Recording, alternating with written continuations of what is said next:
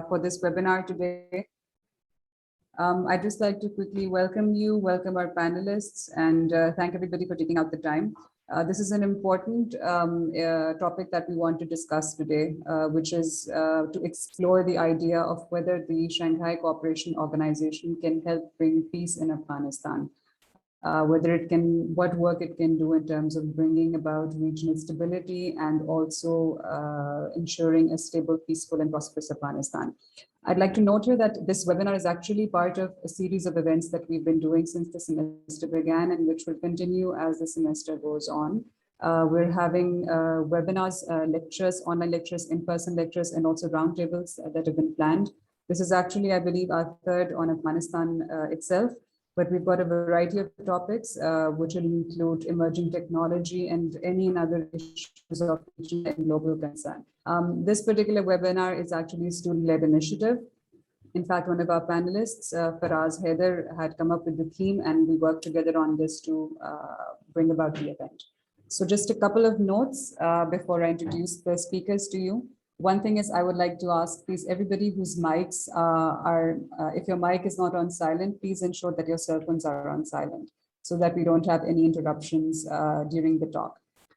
Second, whatever questions you have, please type your questions. Make sure that you type your questions in the Q&A window. And once all our panelists have finished with their talk, I will read out the questions to them. So do ensure when you write down your question, please give us your name and give us your designation if you'd like. And also let us know which panelist in particular you would like to address your question to. So in the second half of the webinar, we'll address those. Each panelist will have about 20 minutes for their talk. And then, as I mentioned, we'll have a Q&A. I'll introduce the panelists quickly with their profiles in the order in which they'll be giving their talk. So let's begin with Faraz Haider. Faraz is a graduate with a Bachelor's of Arts in Politics and International Relations and a Bachelor's of Business and Economics from Swinburne University, Australia. At the moment, he's doing his master's degree in Strategic Studies from Yale University, which is our department. He's previously been a delegate, and he's also directed numerous model UN conferences in Melbourne. While he was doing his bachelor's, he completed the Nuclear South Asia course from the Stimson Center. He took part in policy simulation exercises, also hosted a current affairs radio show. And in addition, he has worked as an anti-money laundering and counterterrorism financing, or AML-CTF compliance officer. He's also published multiple articles on Strategic Foresight for Asia, which is a website that publishes on current affairs. And today his talk is going to be on the SCO as the lead regional platform for Afghanistan, political will and institutional capacity. Dr. Zahid Shahab Ahmed, who is our second speaker, he's a research fellow at the Alfred Deakin Institute for Citizenship and Globalization at the Deakin University in Australia. He's also a non-resident research fellow at the Institute of South Asian Studies, the National University of Singapore. From 2017 to 19, Dr. Ahmed was a non-resident research fellow with the University of Southern California Center on Public Diplomacy. From 2013 to 16, he was an assistant professor at the Center for International Peace and Stability, National University of Sciences and Technology in Pakistan.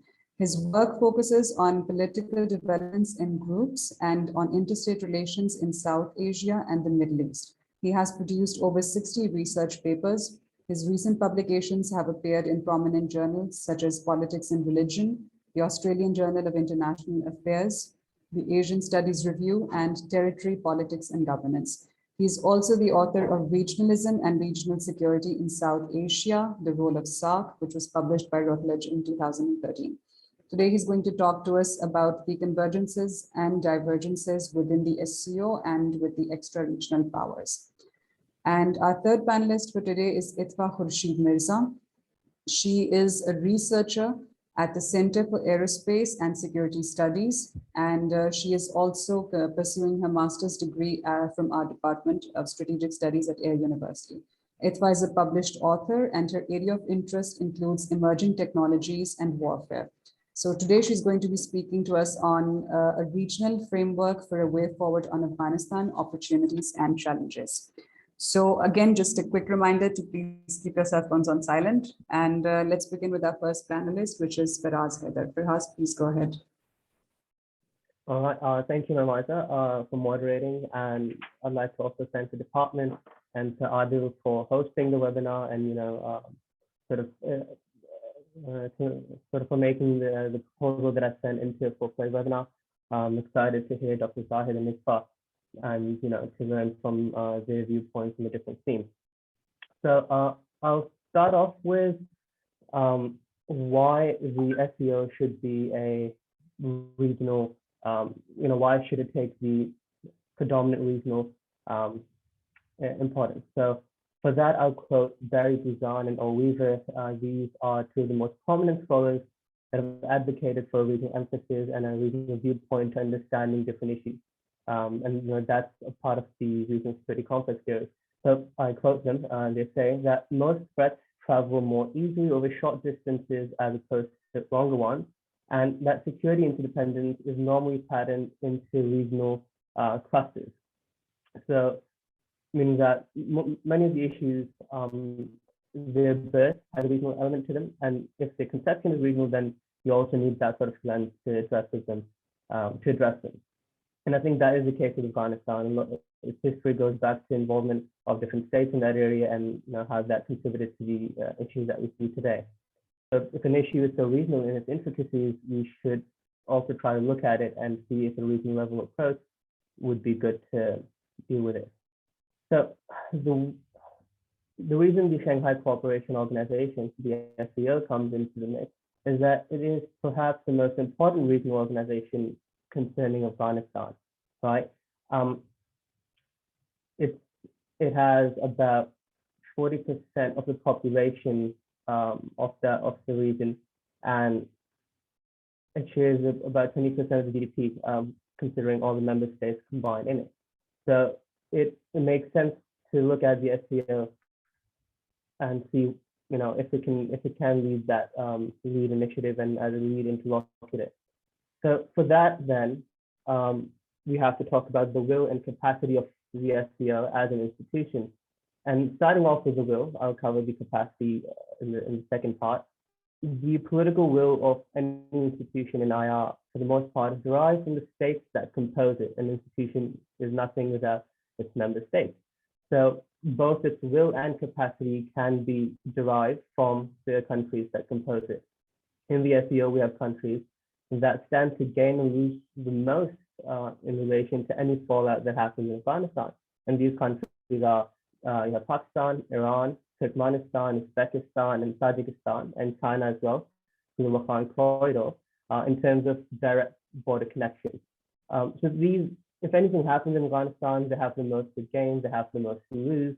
So their individual will or the individual incentive put together as them being part of the SEO creates that sort of potential political will that the institution may have. Then moving on, also one thing in China, it's a Belt and Road Initiative. Part of it crosses through this region, so it has an even added incentive and added will for China as a state to take initiative to do some work through the SEO. Then you also have Russia, which has some driving element in security-related initiatives in the Shanghai Cooperation Organization, as well as stake in Afghanistan comes from that. It considers the Central Asian Republic as its dome of influence. So any sort of instability, insecurity, or even economic issues that happen in those countries can become problematic or concerning for Russia. So that brings Russia into the mix as well. And you can say that Russia and China both are the driving forces behind the SEO as an institution. So without their push, it's unlikely to see anything happen in the SEO. But as I said, that both of these countries have that incentive, they have that will to take some initiative in the SEO. I haven't, so I've intentionally left out that India is part of the SEO as well, because I'm sure that Dr. Zahid will be covering the divergences of interest in the region and what kind of role India will play in that, as well as Iran then might come in as a divergence of interest as well. But I've left that intentionally for now, and it will be covered by the next panelist. One thing I would like to add, though, that India did take part in the regional anti-terror structure exercise in Pakistan that happened last month, I believe.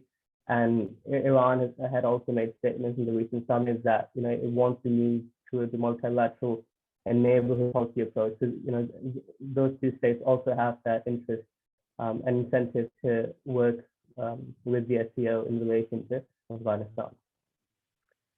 All right, so coming back to the summit that I just mentioned, we can see the political will stated by individual heads of state in the summit that happened in September in Dushanbe, Tajikistan, as well as the joint statements that came out of it.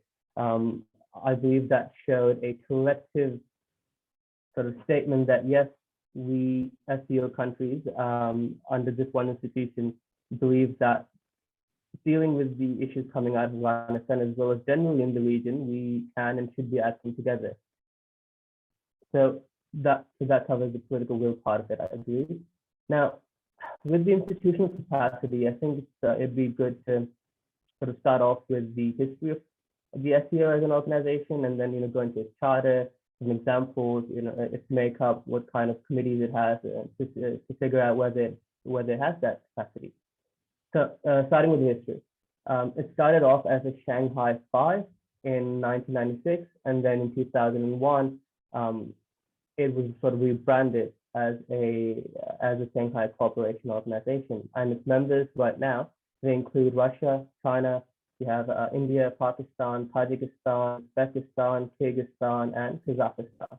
And we can also sort of include Iran now because they've been given the full membership. It will take time for their full ascension formally, but they've been granted the full membership to be part of the SCO.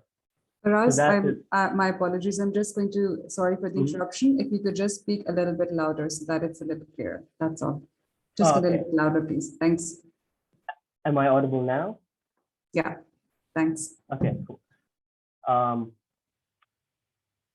Right, yeah, I was talking about the countries that make up the SCO, and Iran can be considered as a part of it because it's been given the go-ahead of becoming a full member. It's just a matter of time before the formalities are finished. Pakistan and India, however, being based in Pakistan, we're looking at why Pakistan is part of the institute as well, but they recently joined in 2017, and then it has a bunch of observer states and dialogue partners. You have Afghanistan, which is an observer state, it's not a full member yet. You have Belarus and Mongolia as observers as well, and then dialogue partners include Armenia, Azerbaijan, Cambodia, Nepal, Sri Lanka, and Turkey. So these different levels of membership are kind of like a tiered level of access, or how involved they are. But I wouldn't say they have, they wouldn't have as much of a stake in the organization, or they wouldn't be able to contribute to any regional framework as much as the full member states. So the importance of the SCO in terms of its capacity as well, we can see from two statistics.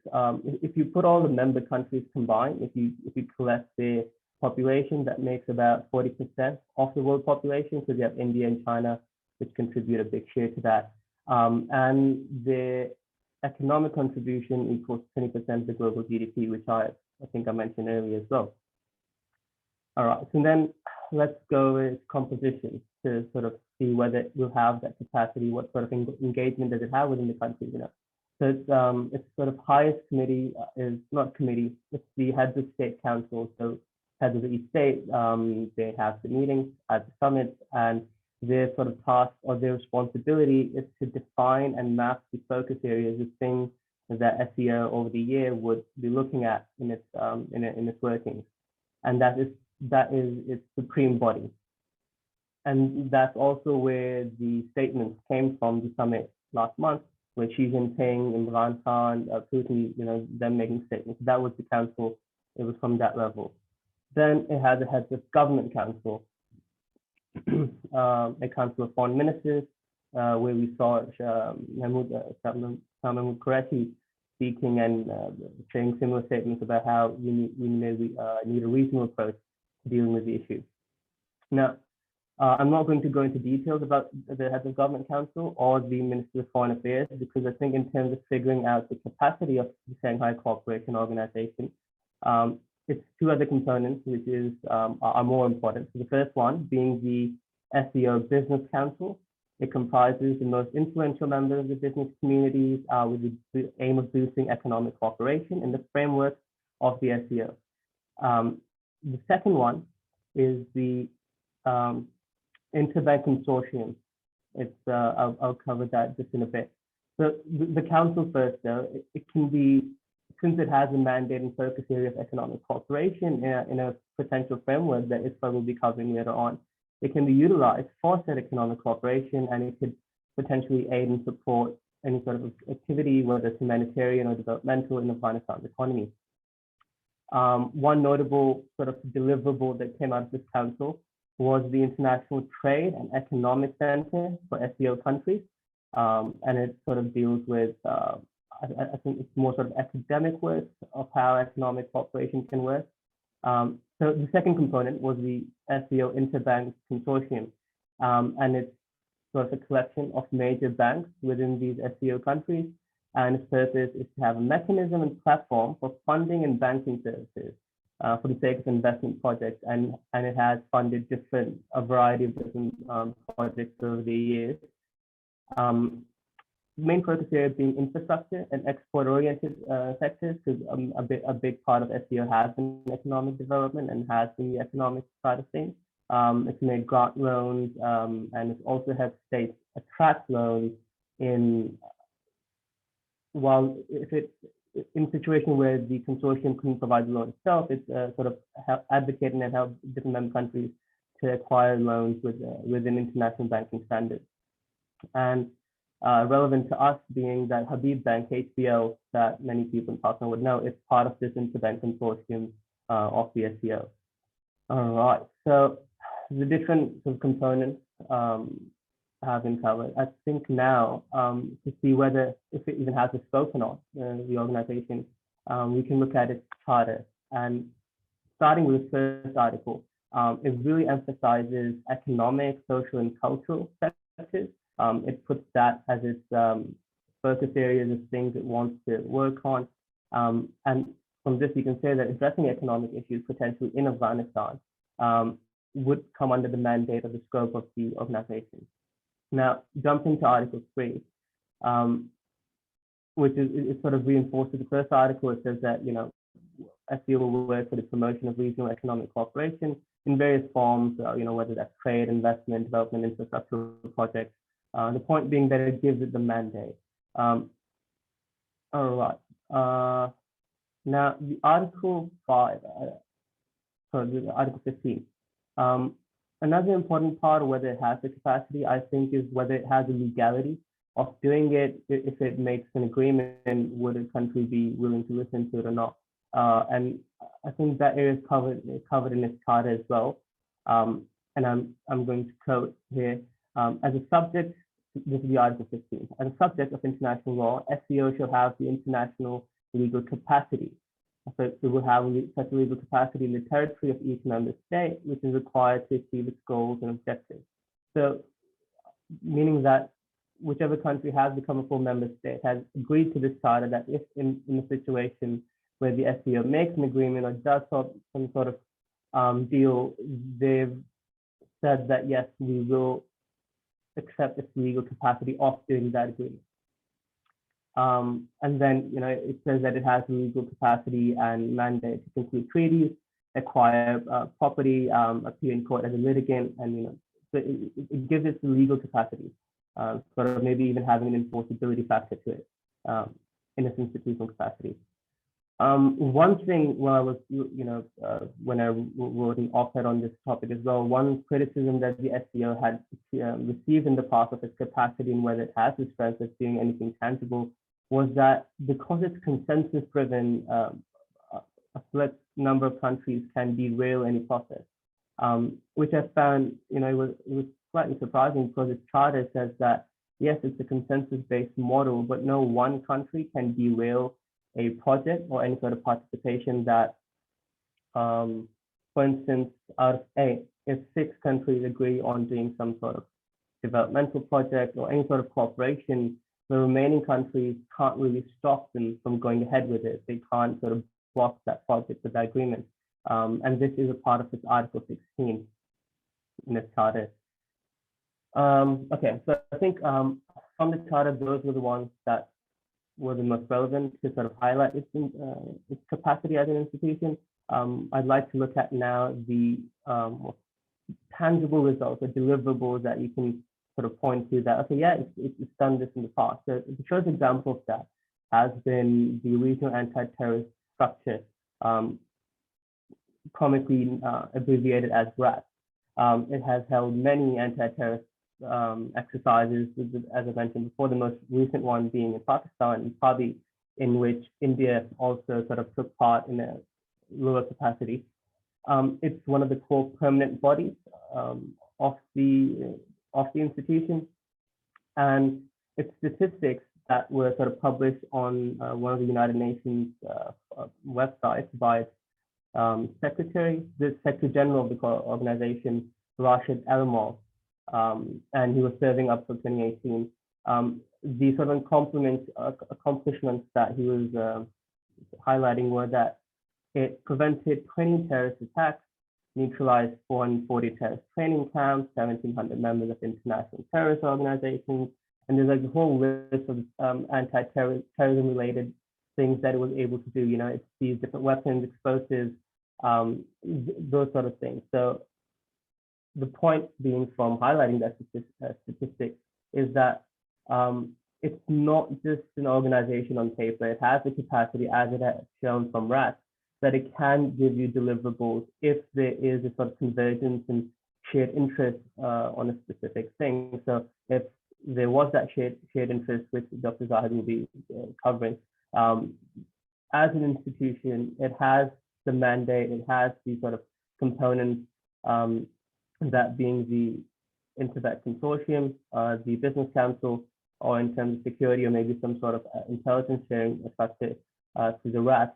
It has the capacity to get results, to have something tangible on the table. Another evidence of its capacity was an agreement related to infrastructure. It was called the SCO Agreement on the Facilitation of International Road Transport.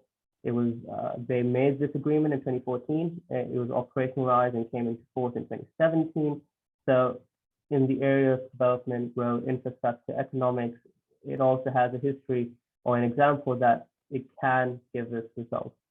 To finish off, I think the 3 different areas that I covered, starting with why we should be talking about SEO in the first place, then the will and capacity. If you think about all the different SEO members, including Iran,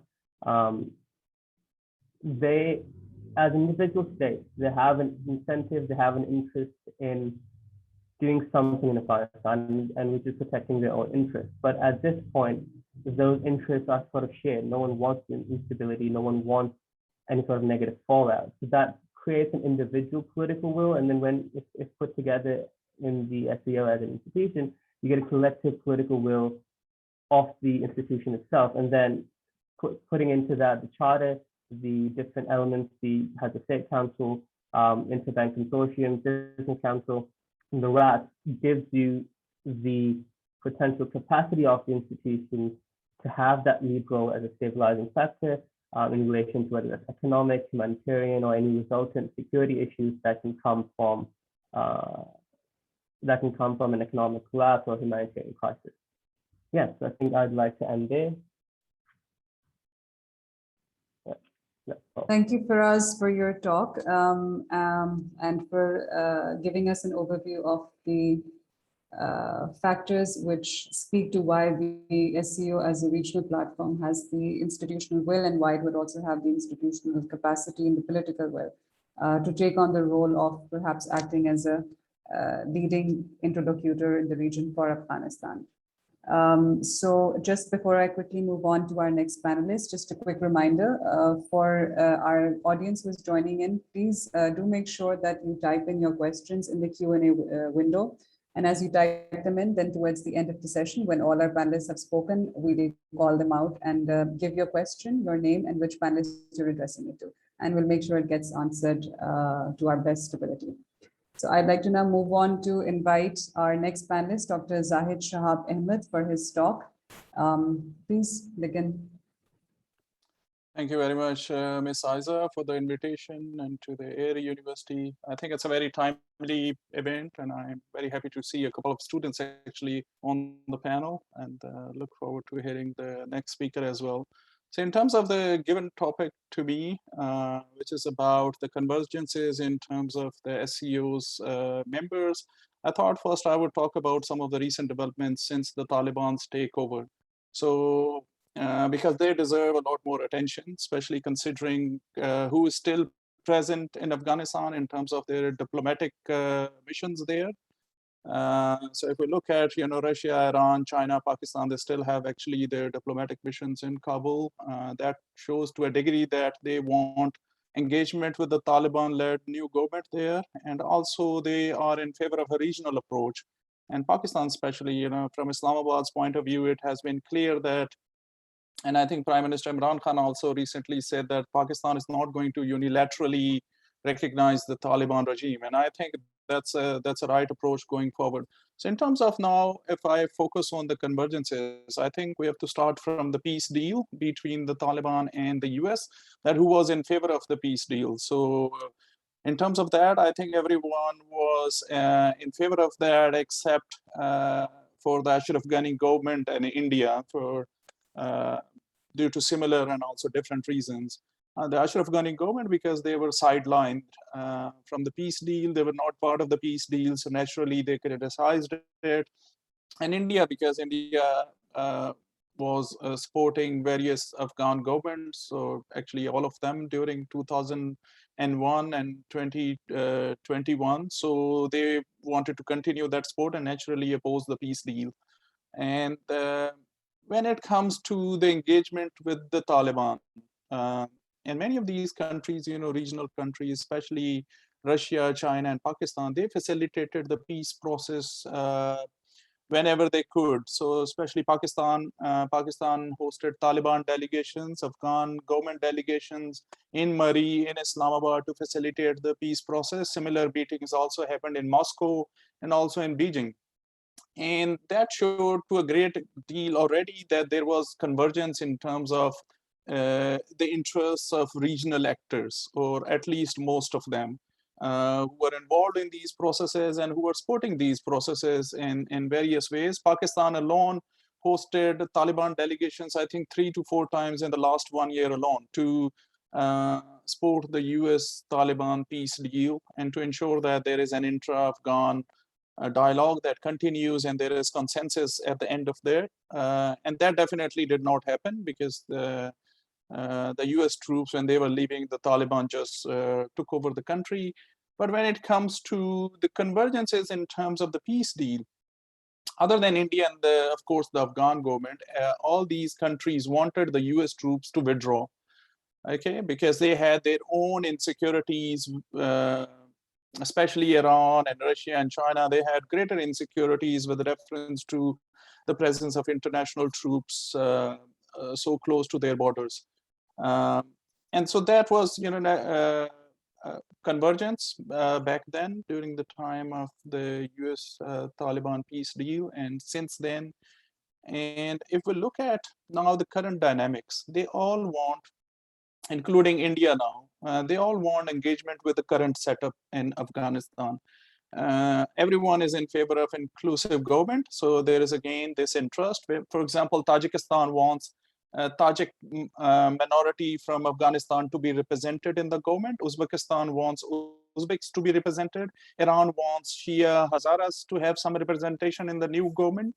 And as far as Taliban are concerned, they have actually accommodated most countries' interests. They have included Hazaras as deputy ministers. There were 2 Uzbeks and 1 Tajik already in their interim government, and they're planning to expand it. So this is the interest. Interest is in terms of the new setup in Afghanistan. Everyone wants to ensure that their interests are served.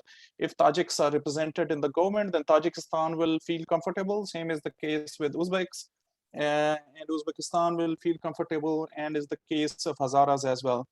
And Pakistan, of course, because Pakistan has historical relations with the Taliban, so there is already that sort of sigh of relief that with Taliban's takeover, India's presence in Afghanistan is near to nothing, because India has closed all its diplomatic missions there, which was also the case in 1996 at the start of the Islamic Emirate of Afghanistan. Then India had only its embassy in Kabul, and they had to shut it down, and then India had no engagement with Afghanistan until 2001, or the collapse of the Taliban regime. So there is that aspect as well. And then we'll focus on, we should focus on economic interests. Most of these countries, or the SCO's members, have shared economic interests. So for example, the Central Asian republics, all of them are landlocked states. They have interest in having access to the ports on the Indian Ocean. Especially they're interested in the Gwadar port, and they have joined the Belt and Road Initiative to benefit from the infrastructure that China has built in Pakistan. And also they're similarly interested in also benefiting from Iran's deep sea ports as well. So there's this interest, and at the same time, China, which is a leading player in the SCO, is pushing ahead with its BRI, or Belt and Road Initiative, and Afghanistan is kind of like a missing piece of puzzle for China. And that's why China wants to ensure that there is enough peace and stability that it is able to fully materialize on the benefits of the China-Pakistan economic corridor. If there is no peace and stability in Afghanistan, then the true potential of CPEC will remain underutilized. So there's that economic interest. Of course, Pakistan wants the same. Pakistan wants the CPEC to be implemented, and Afghanistan also to be included in that. And the very rationale behind Pakistan's, of course, this advocacy for the recognition of the Taliban-led government is also to ensure that there is a regional approach. And unlike the one which was the case during 1996 to 2001, when the Taliban government was only recognized by Pakistan, the UAE, and Saudi Arabia. So this time around, Pakistan is trying for a greater support for the Taliban-led government. And then most importantly, after economic convergences, there are shared interests in terms of transnational crimes, like terrorism, like drug trafficking or narcotics trade, with reference to Afghanistan. And in this regard, all countries have realized that they have to engage with the Taliban if they have to address the issue of, let's say, increasing drug abuse in their countries. Iran and Russia, they have been sharing these concerns for the past 20 years, that the supply of narcotics from Afghanistan into their countries have led to a sudden increase in the number of drug users there. So naturally, they have interest. And Pakistan recently, an official from the Ministry of Interior Affairs talked about perhaps, again, the Taliban's takeover might lead to more drugs coming into Pakistan through Afghanistan. So they have shared interests with reference to that, and also with reference to terrorism, as the previous speaker talked about, SCO's mandate. So they focus on three evils: radicalization, extremism, and terrorism. And there's a lot of cooperation on counterterrorism through the SCO. And all these countries have shared interests. Central Asian republics and Russia historically have been concerned about the Islamic State of Khorasan province, its presence in Afghanistan, and how Islamic State has been able to recruit citizens from Central Asian republics and also from Russia towards Syria and other operations in the Middle East and so on. So they have these concerns, and I think this is a very strong sort of motivation for these members to enhance their collaboration through the SCO as well. And for the time being, if we look at what has happened in the recent past, there was an attack on the Chinese citizens in Pakistan launched by the East Turkestan Islamic movement. And after that, when China pressurized Pakistan to increase its security for the Chinese citizens or CPEC projects, Pakistan asked China to talk directly to the Taliban. And in response, the Taliban assured all states that they would not allow anyone to use Afghan soil against their countries. But it's a matter of both things. It's a matter of will and also their capacity. Do they have the capacity to control these terrorist groups like Tehrik-e-Taliban Pakistan or East Turkestan Islamic movement and also ISIS? So especially with reference to the capacity, I think other countries have to cooperate with the Taliban or the Taliban-led government to ensure that there is no spillover across the borders in terms of more terrorist attacks in their countries. So these are main convergences. And now I'll talk about the SCO. You know, what has happened in the SCO recently. Of course, as the previous speaker talked about, India and Pakistan and Iran are members, full members. Afghanistan is kind of like in the waiting list to become another full member of the SCO. So this makes, I think, the Shanghai Cooperation Organization the most viable regional forum, because if you talk about all the regional actors or the most relevant ones, they are members of the SCO. Afghanistan has an observer status, but I think there's a possibility of also Afghanistan getting the full membership. And the Taliban regime would also not ignore the significance of joining the SCO as a full member, because they are seeking greater international recognition. And the SCO could just offer them that opportunity. So they have to work closely with all members of the Shanghai Cooperation Organization.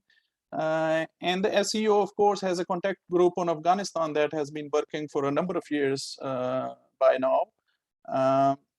But in terms of SCO's dynamics, we have to understand that it's very different to the SARC, which is, mainly dominated by India and Pakistan, and their own political differences have led to basically the SARC's, I would say, not complete collapse, but it's been ineffective for a number of years. So we have to accept that reality.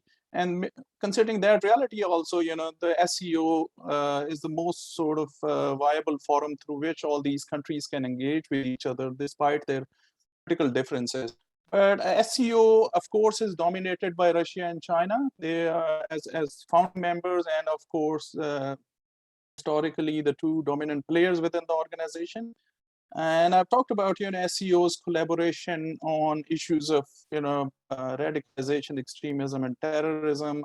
The previous speaker talked about their mechanism, RATS, which involves intelligence sharing among member states in relation to for example, lists of terrorist organizations and individuals. And of course, considering India and Pakistan's conflictual relations, it's quite likely that there'll be some hesitance in terms of their intelligence agencies cooperating through the SCO in terms of providing that intelligence, sharing information of terrorist organizations and individuals through the SCO forum. For Pakistan, now I'll focus on few key members of the SCO and what they can achieve through the organization. So for Pakistan, of course, there are other options as well. Unlike India, I don't think so has many other multilateral options in terms of its continued engagement in Afghanistan, and I will come to that point later. But for Pakistan, the SCO is just one of the options. Pakistan has tried through the UN as well to lobby for the recognition of the Taliban government, and through the Organization of Islamic Cooperation as well. But the SCO, because Pakistan is now very close to China and is getting more closer to Russia as well. So considering that, of course, Pakistan is naturally interested in the SCO, but this is just one aspect of Pakistan's foreign policy. It's not the full foreign policy, when it comes to Pakistan's policy on Afghanistan. So in terms of options for India, as I say, there are not many, but the SCO offers a very important opportunity for India, especially considering that it's a member of Quad and it has moved more closer towards the US-led security alliances. That makes things more complicated. Also, on top of its troubled relations along the line of actual control with China, due to which India did not participate in the SCO military exercise that took place last year in Russia. So there are already some differences there, but at this year's meeting, India was there, and India showed a great deal of interest in the SCO and through SCO in terms of engagement in Afghanistan. And of course, there's a lot at stake because India invested close to $3 billion in Afghanistan in the last 20 years or so. So would like to at least save some of that investment. And also at a time that it has closed all its diplomatic missions in Afghanistan in July. So since July, India has no diplomatic presence there. So what happened recently at the SCO meeting? China especially urged all SCO members to facilitate a smooth transition in Afghanistan and encourage Kabul to install a broad-based and inclusive political government. So if you look at what other countries have done, everyone is asking the Taliban to be more inclusive in terms of the new government. And for the time being, this is their immediate interest. At the time of the peace deal, of course, everyone had their short-term interests. They wanted the US troops to leave. When I say everyone, I'm saying excluding India and excluding the Kabul or the Ashraf Ghani government of that time. And so that was a shared interest. But when that happened, now, including India, everyone is concerned about the spillover in the shape of terrorism and extremism across the Afghan borders. And they would like to expand their engagement through the SCO to ensure that that happens. So going forward, I'm sort of little optimistic as well in terms of the SCO's role, and little pessimistic considering India's conflicts with China and also with Pakistan, and also India's strong alliances with the West against China through Quad and through other bilateral forums and multilateral forums. So considering that there are going to be challenges going forward, to sum up, I can see on my stopwatch, I've consumed 16 minutes, so I'm cautious of that. So I'll try to quickly summarize. In terms of convergences again, because that was the key topic assigned to me, so I'll focus on that. There are, of course, geopolitical and geoeconomic motivations with a combination of non-traditional security concerns like terrorism, narcotics trade, and so on, that bring all these SCO members together on the same page with the reference to Afghanistan. Of course, through SCO, their ability is limited to ensure that an inclusive government is established in Afghanistan, because Afghanistan is not a full member. But all of them can bilaterally ensure that the Taliban, they listen to their demands and become more inclusive. And this will have many benefits. Looking at the history when the governments in Afghanistan were not inclusive, for example, and that's when Afghanistan suffered because of proxy wars. If we look at when there was Islamic Emirate of Afghanistan, the Northern Alliance was supported by Russia, Iran, Turkey, India against the Taliban, and the Taliban were mainly supported by Pakistan and the UAE and Saudi Arabia. And also, if we look at in the last 20 years or so, it was the other way around as well. And when the Northern Alliance was basically running Kabul, and Taliban, they were engaged in the guerrilla warfare. So behind this inclusive strategy or inclusive government's approach that everyone is advocating for, Pakistan is asking for, demanding the Taliban to be more inclusive, and same is the case of China and Russia and so on. I think behind this approach, perhaps there is this reality that everyone is tired of proxy wars, because at the same time, everyone is interested in more stability in Afghanistan for their bigger visions. For example, China's Belt and Road Initiative, Pakistan's CPEC project, and greater economic cooperation with Afghanistan. Iran is Afghanistan's #1 trading partner for the past several years, and so on. So everyone has geoeconomic and geopolitical reasons due to which they are actually also they are in favor of an inclusive setup in Kabul that they are hoping that would also ensure that there are no going forward, there are no more proxy dynamics or proxy wars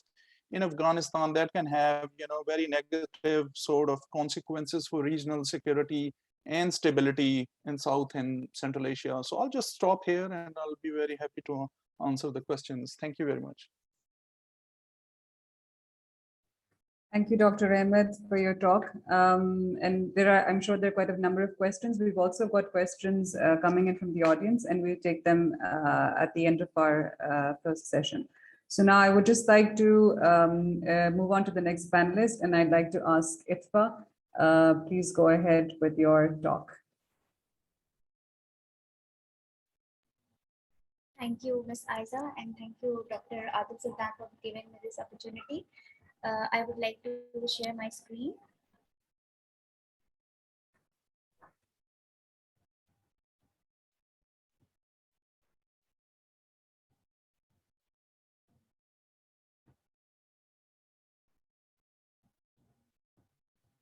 Okay, we can see it.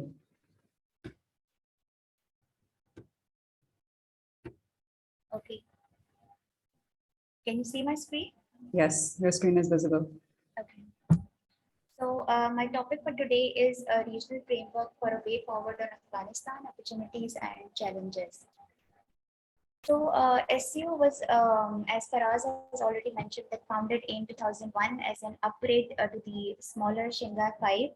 It has since tried to serve as a platform to settle border disputes following the collapse of the Soviet Union, and later adopted a broader agenda centered on security, economic development, and humanitarian aid. So these are the member states of the Shanghai Cooperation Organization. The structure of SCO is on top is the Council of Heads of State, then Council of Heads of Government, Prime Ministers, and Council of Foreign Ministers, and so on, you can see. So the main objectives of SCO were already mentioned in the first presentation as well, but I'll quickly go over them. Are to strengthen relations among member states, promote cooperation in political affairs, economics and trade, sci-tech cooperation, cultural and educational spheres, as well as in energy, transportation, tourism, and environmental protection, and to safeguard regional peace, security, and stability, and to create a democratic, equitable, international political and economic order. Then coming to the topic, which is SCO and Afghanistan. Given the SCO's high stakes in prevailing security situation in Afghanistan, it would undoubtedly be a tremendous platform for the member states to cooperate in the development of Afghanistan and support in its dilapidated economy. Theoretically, SCO could be an ideal forum for the settlement of the Afghanistan issue. All its direct neighbors except Turkmenistan are affiliated with the SCO either as full members like China, Tajikistan, Uzbekistan, and Pakistan, or as observer states like Iran. Considering the porous borders with Afghanistan, the situation in the war-torn country directly affects the domestic stability of many SCO members. The SCO objectives of combating the three evils, which is terrorism, separatism, and extremism, and drug trafficking, as well as poverty reduction, are clearly compatible with the aim of improving the security situation in Afghanistan. Since the SCO was established just 3 months before the 9/11 attacks, the situation in Afghanistan has been a major discussion point in the organization from the very first year of its existence. Afghanistan has become more engaged with the SCO over the years, especially since becoming an observer state in 2012. In view of the skeptical international environment, challenges of forming an inclusive political government, limited prospects of Western economic assistance, administrative and governance challenges, the role of regional, particularly the neighboring countries, would be crucial in managing the current humanitarian crisis in Afghanistan, and also promoting Afghan political reconciliation, preventing a civil war, and helping the Afghan nation gradually build a stable and viable nation state. So if we talk about the framework that how SCO member states can assist Afghanistan becoming a stable state. So here is a best framework for stable Afghanistan: political, economic, security, and social measures which SCO states can collectively take to improve the Afghanistan situation. Moving on to political, as we had seen in the recent SCO summit, the SCO leaders called on to the US to engage with the Taliban. So all the SCO states can collectively urge the new Afghan rulers to yield power to a more inclusive government. SCO states can facilitate a setup in Afghanistan that does not exclude any ethnic group in power sharing. Then it is very important to include Afghanistan in the next SCO summit in order to engage with the Taliban. China and Russia have shown willingness to engage with them, but several key differences among the SCO members that share a border with Afghanistan will need to be reconciled. Tajikistan remains hostile to the Taliban and is concerned about what it could mean for its own internal security. In the recent SCO summit, Tajikistan offered to mediate between the Taliban and Tajik factions holding up around Panjshir, intending to bring peace in Afghanistan, in which Pakistan and China supported these mediation efforts. Other states can also join in to mitigate tensions between the Taliban and Tajik factions. Russian role in influencing its former Central Asian republics is very critical. Even the decision by Central Asian states to recognize the new Afghan government is likely to be influenced by the Russia as well. And here, role of China is also very important, keeping in view the SCO was a Chinese initiative. We need to see how successful China will be trying to find a common ground and how much compromise Beijing is able to push for at the SCO summit. That will be a sign of how willing its members are to follow China's lead. Next are the economics. A program for multilateral trade and economic cooperation was signed in September 2003, which defines the basic goals and objectives for economic cooperation within the SCO framework. It also laid out priorities and achievable steps for cooperation, free movement of goods, capitals, services, and technologies, etc. Initially, what SCO states can do the most for Afghanistan is to help the country to overcome the humanitarian crisis. Regional humanitarian initiatives for helping the Afghan nation by providing basic necessities like food, medicines, etc. This will also help improve new Afghan administration's ability to manage the deepening humanitarian and economic crisis and reduce the risk of large-scale Afghan migration towards neighboring states and due to lack of adequate facilities in their own country. Trade agreements with the SCO member states, particularly with Afghanistan's neighboring countries, and also facilitating the growth of economy and trade along the Chinese-led Belt and Road Initiative and CPEC, and also investment in transport and infrastructure development. With these agreements, it is also very important to do efforts in counter illicit trafficking and black marketing, which are of very high significance. So Afghan Taliban's ability to swiftly form a stable and functional government structure based on international recognition along with substantive and timely external economic assistance will significantly depend upon whether they can timely attract substantive economic assistance, foreign investment, and ensure socio-economic development.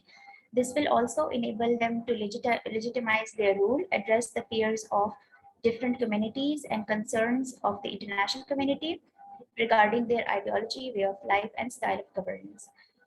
Then coming to the security measures, the SCO is primarily centered on security-related concerns and often describing the main threats as it confirms being the terrorism, separatism, and extremism.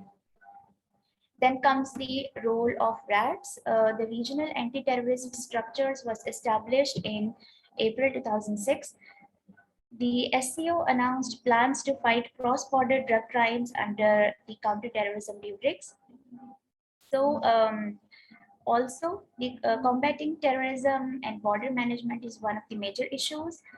An agreement with the Taliban to ensure its soil is not used against any other country and to eradicate transnational terrorism from the country. Then comes RATS can also facilitate establishing counter-terrorism force for this purpose.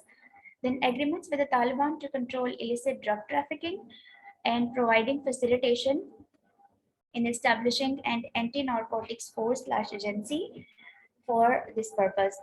Training the Afghan forces to control the security situation in the country.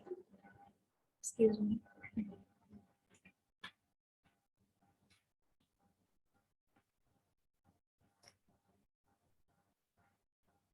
Okay.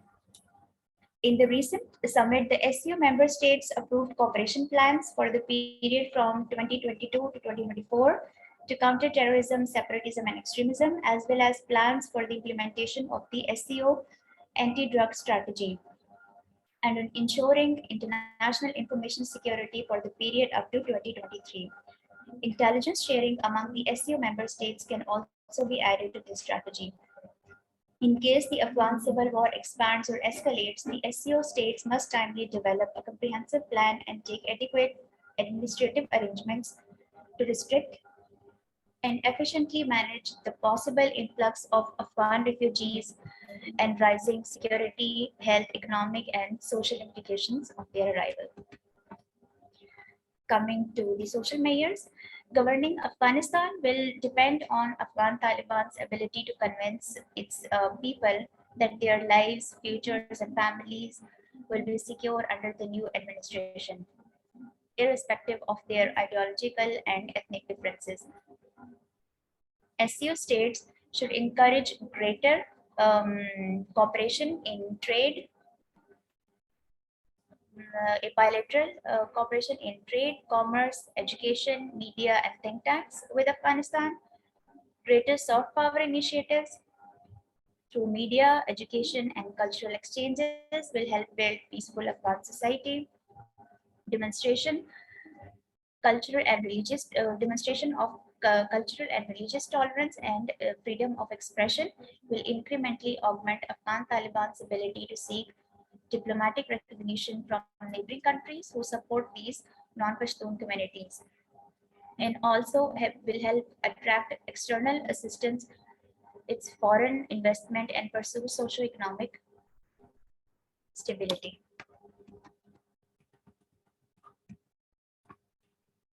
So finally, to conclude, nevertheless, at this moment, the most that SCO countries can do together is to provide much needed humanitarian assistance to Afghanistan and join international efforts concerning Afghanistan's future and facilitate an inclusive intra-Afghan dialogue.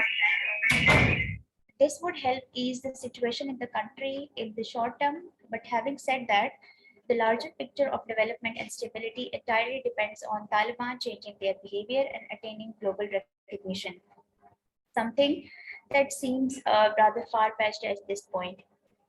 In a sense, the SCO's dilemma is that progressive economic downturn in Afghanistan could possibly exacerbate challenges for member countries as well. But irrespective of their collective commitment to avert the same, their coping options are constrained by other factors that they have limited control over. Looking forward to the discussion, and thank you so much for listening. Thank you so much, Itzfa, for your talk as well. I'd just quickly like to reiterate the topics on which our panelists have spoken today. So we had Faraz Haider, who spoke on the SCO as the lead regional platform for Afghanistan. He discussed the institutions, the organization's institutional capacity, whether it will be able to take on this responsibility or this opportunity. And he also explained to us, in his view, where the political will for something like this could come from. Dr. Zahid Shahab Ahmed spoke to us on convergences within the SCO and with extra-regional powers, and his talk also covered convergences within the region on different countries and what their interests and what their objectives are with regards to Afghanistan and the region. And Itfa, who has just concluded her talk, has discussed the opportunities and the challenges which would be involved with the SCO as a regional platform. So with this, what I would like to do is I would like to begin our Q&A session, and we can begin with Zawar Abdi. His question is, how can the ever-increasing rivalry between the US, China, and the Russian Federation affect the role of the SCO in stabilizing Afghanistan? He hasn't mentioned which speaker he'd like to address it to, so if I could ask Dr. Ahmed to please begin, and then Itfa and Faraz, if you like, you could also win with your answers. Yes, I think it's a relevant question and a valid one. But I would say that, the US in this case, in the case of SCO, is irrelevant because the US has no role to play within the SCO. So that's one thing. And when it comes to Russia and China, they're on the same page, as I mentioned, with and also is the case of all other SCO members in terms of how they want to engage in today's Afghanistan going forward, how they want to engage with the Taliban as well. They all have their bilateral engagement because Afghanistan is not a full member of the SCO. So they will bilaterally engage, and they have already been doing the same. They're pushing Afghanistan for an inclusive government. What the US can do, because the US and its close partner now, India, they have some presence and influence in the Central Asian republics. For example, India has its military base in Tajikistan, and the US for the past 2 to 3 decades has a significant influence in Central Asia. So going forward, we'll have to see if they can use that influence in Central Asian republics for their engagement in Afghanistan in terms of, let's say, support for the Northern Alliance factions in any shape or form. But we'll have to wait and see. As far as the current government in the US is concerned, I think their point was very clear when they withdrew from Afghanistan, that they want to focus on bigger challenges outside of Afghanistan. And the bigger challenges for them, especially for the US, are from China and Russia.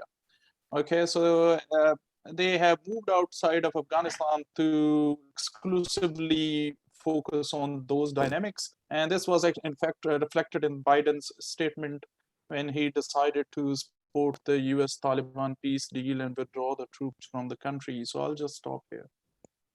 All right. Ifta, would you like to go ahead? All right.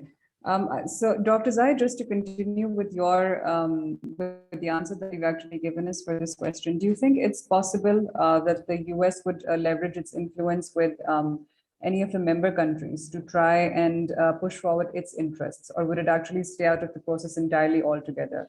It seems for the time being, because the US did try to convince Pakistan to at least have access to some of the military bases or military facilities here for what they called as over the horizon. Basically, by that, they meant to use drone strikes in Afghanistan by using some air bases in Pakistan for intelligence and other sort of support as well. And Pakistan completely refused because it would be a disaster for Pakistan going forward if they still have that kind of an engagement with the US, especially considering Pakistan's support for the Taliban setup there. And when it comes to Central Asian republics, I think it would be tricky if they completely side with the US, looking at how also they are interested in engagement with China and at the same time with Russia. So they have shared geopolitical, geoeconomic concerns there. And based on this assessment, I think that the US would just sit on the sidelines and let others deal with the mess, as we have seen in the past couple of months or so.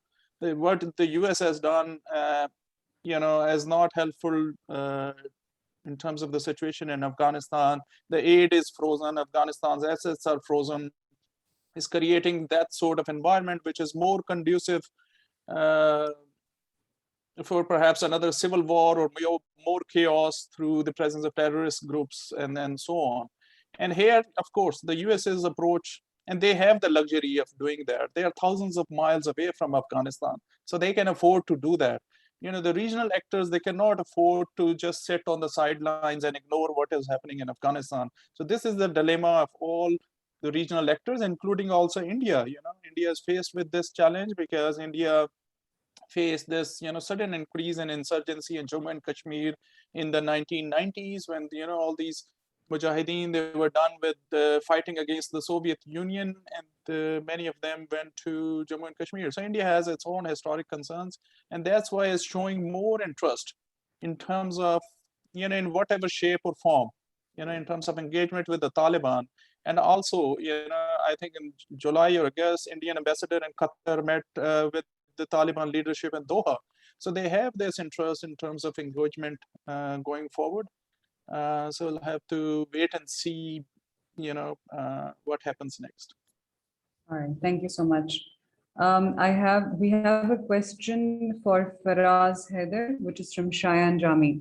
He asks whether the regional anti-terrorist structure or RATS can be brought into some intelligence sharing system between the SCO states, including Afghanistan, in order to deal with the threat of ISIS-K in a collective way. Faraz, this one is specifically addressed to you. Yeah, I think it can be. I think it is under the scope of RAS. With the example that I mentioned in the first part, that it has shown numbers, it has convicted, it has seized different weapons, it has given us results on the anti-terrorist related work that it can do. So an intelligence sharing structure, given that Afghanistan, the government is on board and they're willing to have RATS do that in cooperation and in coordination with them, I think it certainly can. Again, going back to the results that were given by Rashid Elmov, he clearly mentioned that about 213 people associated with terrorist or extremist organizations, they were extradited, so they clearly had the intelligence knowing where these people were, and they were able to process them. And then 180 suspects were placed on wanted lists, 600 undercover bases with weapons were revealed. So I think RATS has the capacity, it can do it. And as Isla was mentioning, that in a potential regional framework, it can be brought into the mix of a prospective intelligence sharing, given that Afghanistan is on board with coordinating with an SCO, an SCO body. All right, thank you, Faraz. There's another question. I would like to add something. Yes, please go ahead. Please go ahead. Yes, though the RATS has this mandate of dealing with the terrorism, but since the terrorism is a global issue, so it may not have that capability to solely manage the terrorism in Afghanistan. So what SCO member states can do is to equip RATS so that it can cope up with the issue. Yes. All right, thank you. There's another question, Dr. Zahid, for you. This is from Umar, he's from IPRI. He asks, where should Pakistan draw a line between advocating for the Taliban government's recognition, as you mentioned in your presentation, and coming across as the official spokesperson of the Taliban? Okay, I think it's a very interesting question. And I'll start by saying that I think Pakistan's own house is divided in this regard. There are some people who in the government who talk about Pakistan staying behind the curtains and working with other regional actors, especially China, to take the lead, because China has the economic capability and also political clout, and it doesn't have that sort of historical baggage in terms of supporting the Taliban. So Pakistan has that kind of a label, and in terms of using the Taliban as its proxy. So there is that sort of image issue as well. So, but there is then the other sort of half in terms of the policymakers in Pakistan who think that Pakistan has now the opportunity to take the leading role before anyone else does, because now the situation is very much unlike the situation in the 90s, when the Taliban were mainly having diplomatic relations with only 3 countries. So if we see that, especially through their office in Doha, I think the Taliban, they learned a lot and they expanded their diplomatic relations with more countries. So one, of course, with Qatar that hosted them. The UAE, historically, they had relations, but they managed to resolve their differences with Russia, with Iran. Also, of course, they establish with the help of Pakistan relationship with China. So in this sort of a competitive environment, some Pakistani policymakers or decision makers do think that Pakistan has to take a leading role. And of course, that comes as, you know, for example, as if Pakistan is representing the Taliban, but on occasions you see that there are some differences also in terms of the messaging coming from Pakistan, especially from Islamabad in this regard, that there are on occasions Pakistan is favoring a regional approach, but when it comes to Pakistani engagement through the OIC or at the level of the UN, it appears that Pakistan is the only actor that is actually speaking for a greater recognition for the Taliban. So of course, I think going forward, Pakistan has to carefully navigate because it has its own image issue and it has to deal with that. There are also, Pakistan is still in the gray list of FATF. There are so many other challenges. It doesn't have the economic capacity also to fund the Taliban or the Afghan government in any way. There some people did estimates that every month, I think, the Afghan government needs at least $500 million to run the day-to-day work going forward. And the international community has, promised, I think, $1 billion or so in humanitarian aid and so on. But going forward, like it's a huge kind of financial commitment. Pakistan has to be very careful. Unless China is willing to share the burden or other regional actors, I think Pakistan can be in big trouble. So it has to carefully assess its options, and I think choose very wisely in terms of not sounding as Afghanistan's Ministry of Foreign Affairs. That's an interesting way to put it. We have another question from Faiz Ali. And I believe that this is also addressed to Dr. Ahmed, to all the panelists. He says that India is a part of the Quad, essentially to counter or help the US contain China, which Dr. Ahmed has also mentioned in his presentation. Do you think that India would support the Chinese stance in the SCO for Afghanistan's development? Is this sort of a measure or a standard that India needs to be upheld to? Okay, do you want me to go ahead? Yes, please go ahead. Okay. So I think, as I've said in my presentation also, India has no other better options in terms of continuing its engagement in Afghanistan. It has, already spent too much money, considering that India has its own, economic realities. There's so many needy people in India. Spending $3 billion in Afghanistan, that's a big issue. So it would like to save some of that investment, and the SCO offers the most viable opportunity. Every country, every member state in any organization is serving its own national interests. So India would serve its national interests, irrespective of the fact that they are similar to that of China or that of Pakistan or so on. They have to carefully see what other options they have. I think they'll continue participating in the SCO, and perhaps will be more interested in the SCO than was the case, I think, last year when they did not participate in the military exercise that took place in Russia.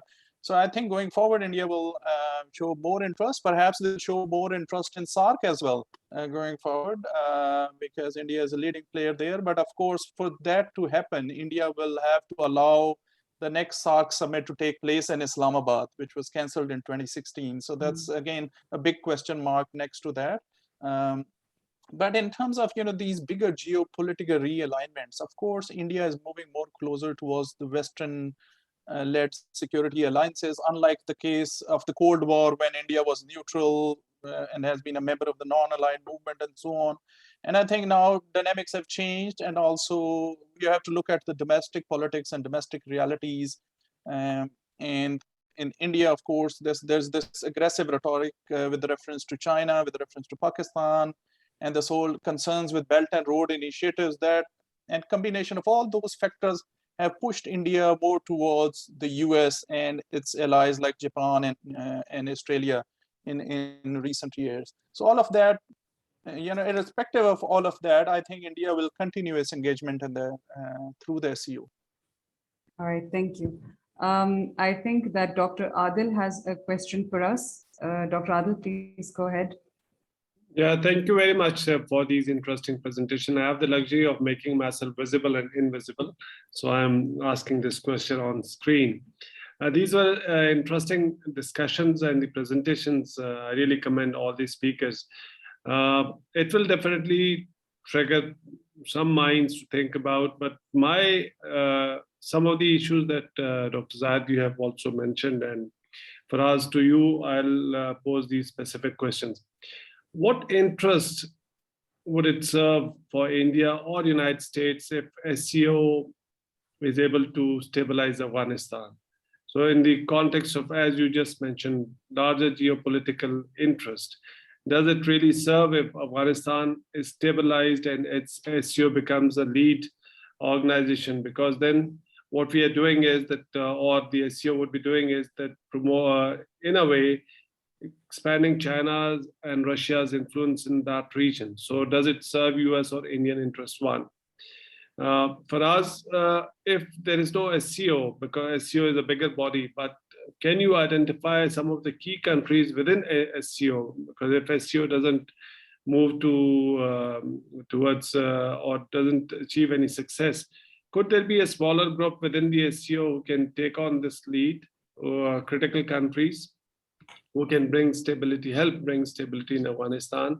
And finally, question to anybody, do we have time? Because the way Afghanistan's situation is deteriorating, and the crisis is reaching to a point where probably it would be difficult to manage. So do we have time? Because SCO and these bureaucratic the entities, they take some time to reach to a consensus and apply whatever they want, reach to that decisions. So do we have time once we see Afghanistan situation? Thank you very much.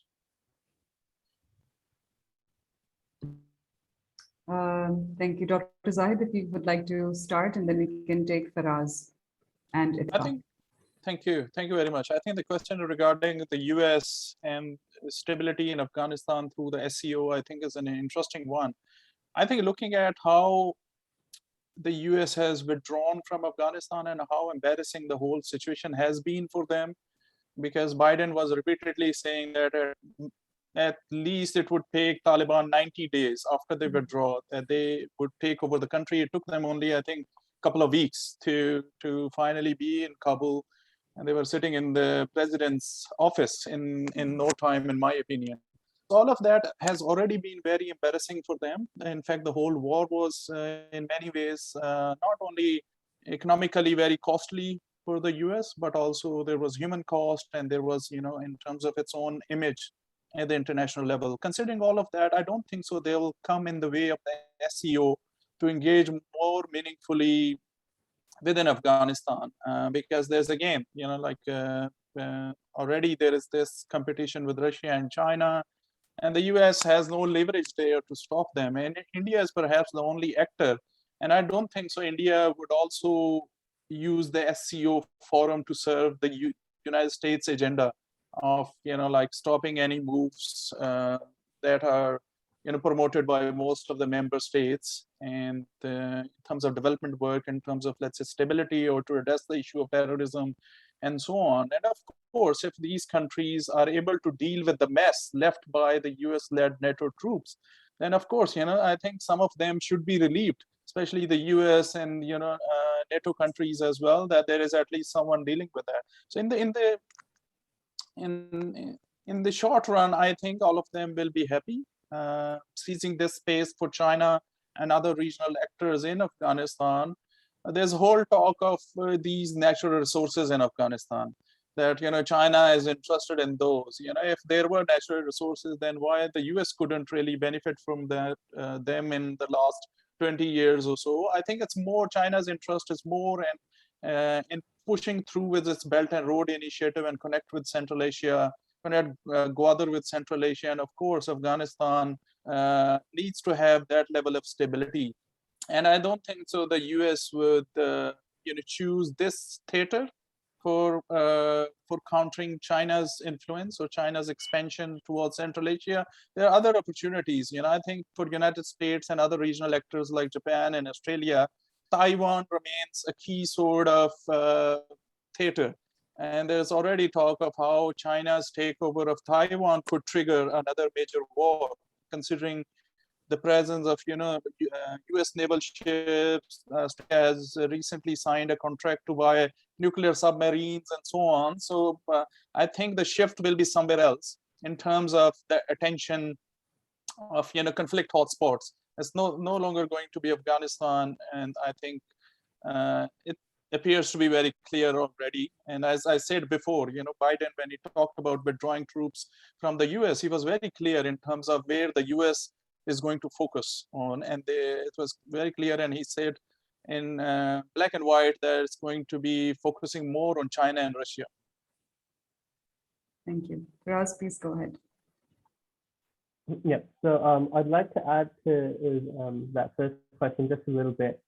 Yesterday, I was reading a report, a news piece on the Express Tribune, that the think tank from New Delhi, the Center for Policy Research, they released a sort of paper kind of thing, title, I'm forgetting the title, but India's Path to Power, Strategy in a World of Drift, and it includes writers such as Shivshankar Menon, a former national security advisor for India.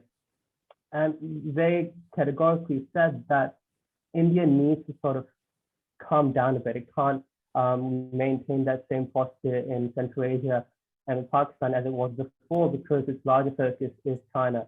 And you could say that, it could try to mess things up in Central Asia because of the China, because the potential of the Chinese influence in that region. But if it wants some sort of a piece of the pie, it will have to cooperate so that it's not left out of the discussion, it's not left out of whatever's happening in Afghanistan through the SCO.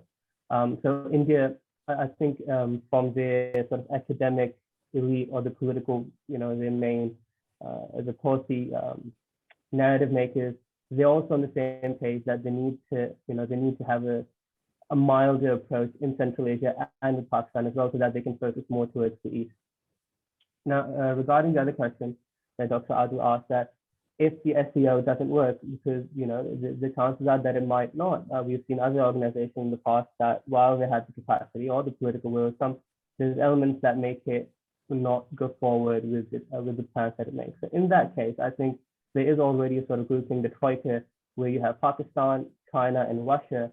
They have probably the highest stakes in Afghanistan, but to that, you really need to add a fourth member, a troika plus one sort of thing.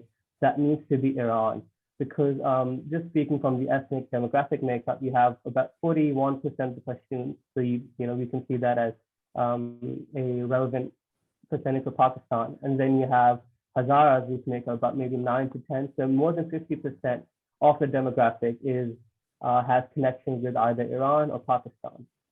So these four countries, Pakistan, Iran, China, and Russia, if the SCO, any projects through it, don't have the impact factor that one would hope for, these four countries could work in a quadrilateral approach to deal with the different issues. And I'm excluding the Central Asian republics because, in my opinion, they tend to be a projection of more the Russian interest or the Russian voice. So if you have Russia in that quadrilateral setup, then their issues might automatically get covered in whatever discussion that happens between these four countries. All right, thank you. Itzpa, would you like to add to that?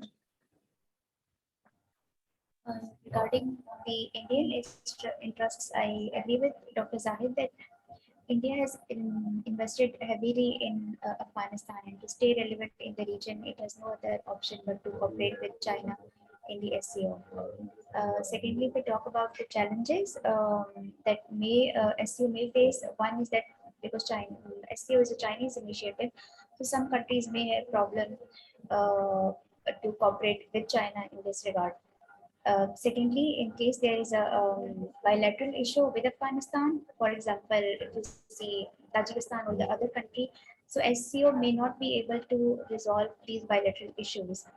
And thirdly, the issue of issues of terrorism, that it goes out of hand. So SCO being a regional framework may not be able to handle that as well. And fourthly, the role of Taliban in this case is very important, that their cooperation in this regard is very important, that whether, because most of the agreements, or whether it's the inclusive government or the mitigation of terrorist activities or other things, so their role and their behavior in this regard is very important. All right, thank you so much. I do have a concluding question, and this is for all of our panelists. The Moscow format, as you know, is going to be, they're going to have their next meeting, which is on 20th October, and that's going to be next week. So what I would actually like to ask you, that Taliban have already confirmed their participation to them. And this, as you know, comes after a series of meetings that the Taliban have been having in the search for international recognition. They've met with US leaders, they've met with European Union representatives in Doha, Qatar earlier this week as well. Just for our audience members who might not be familiar, or just to refresh the memory for our audience members, the Moscow format is essentially a negotiation mechanism which was launched by Russia in 2017, specifically to address Afghanistan and its issues. Currently, it includes India, it includes the US, Afghanistan, China, Pakistan, Iran, and the Central Asian states. And it's important to note here that India has also confirmed its participation for these talks next week. So I would just like to ask all the panelists to give their views about what we can expect to come out of those negotiations, out of that meeting next week. And what do you think are some of the key issues that might come up which need to be addressed?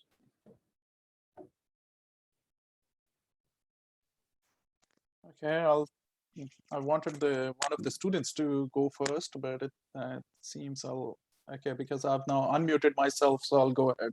Please. So I think Russia has a lot of leverage in this case, because in Moscow they have previously hosted Afghan delegations from other countries in terms of Moscow peace or Afghan peace engagement there. So there's history, and of course, as you mentioned, the Taliban, they will send a delegation there, India as well.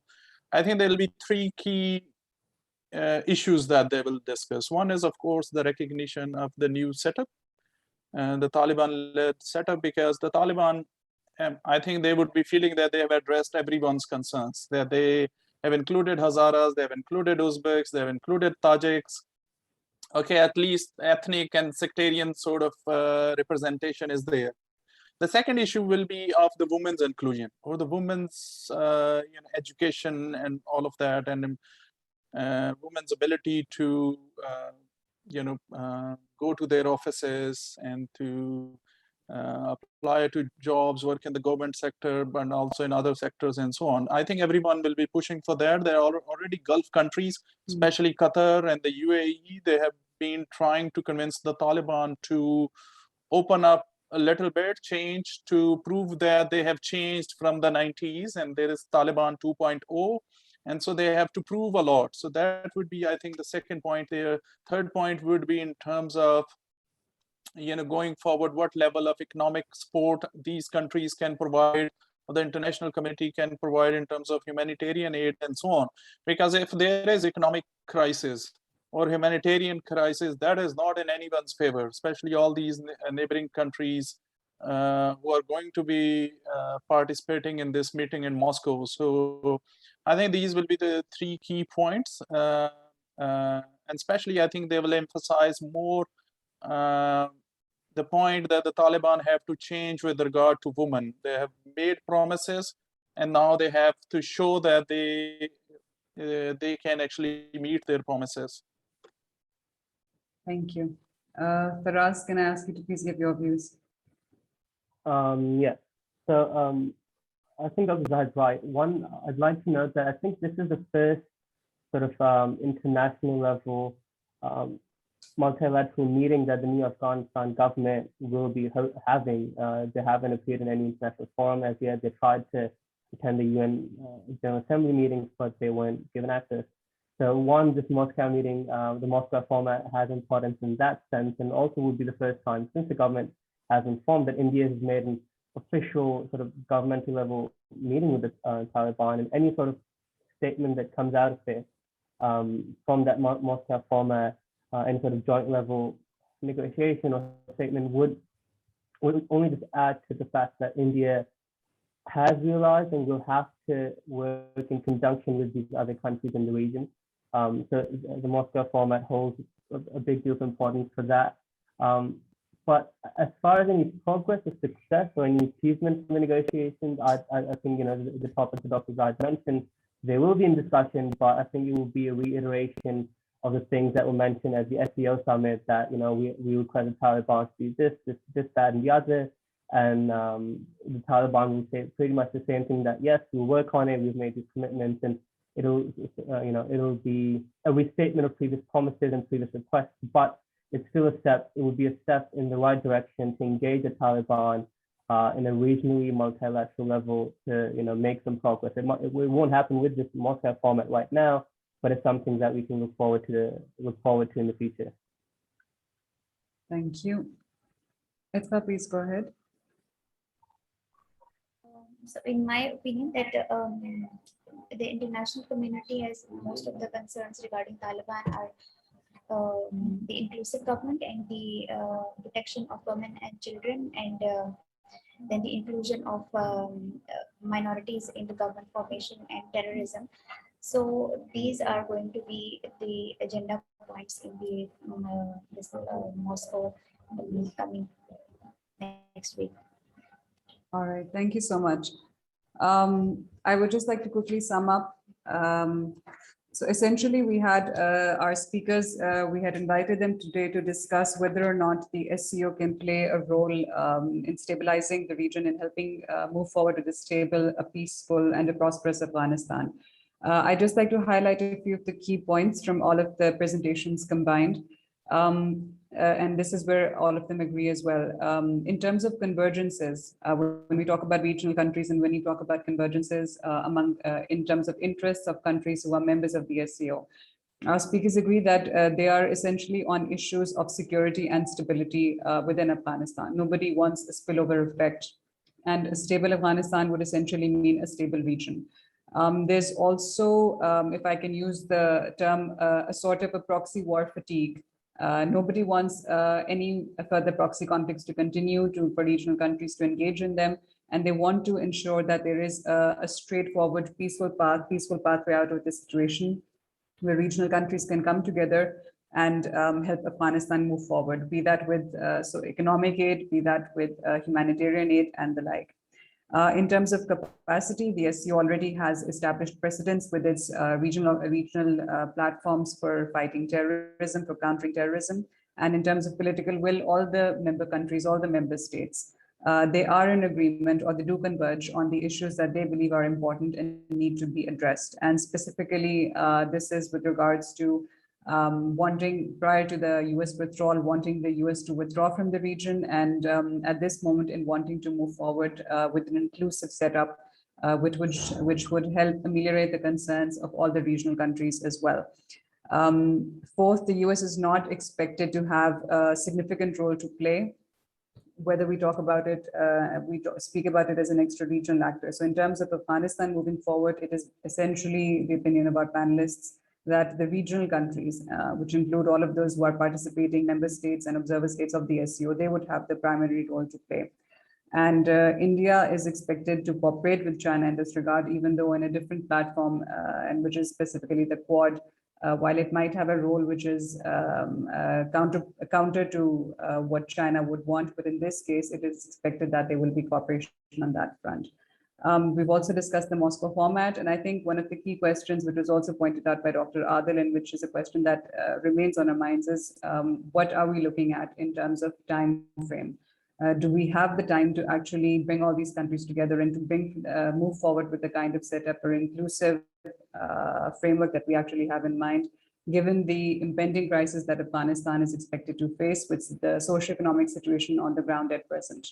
So with this, I would like to conclude our talk. I'd like to thank our audience members for joining in, for the questions that they've given.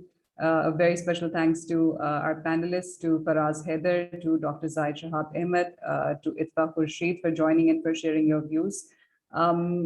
This talk has also been, we've recorded it and we'll be posting it also on Strategic Foresight for Asia, or the website is stratasia.com.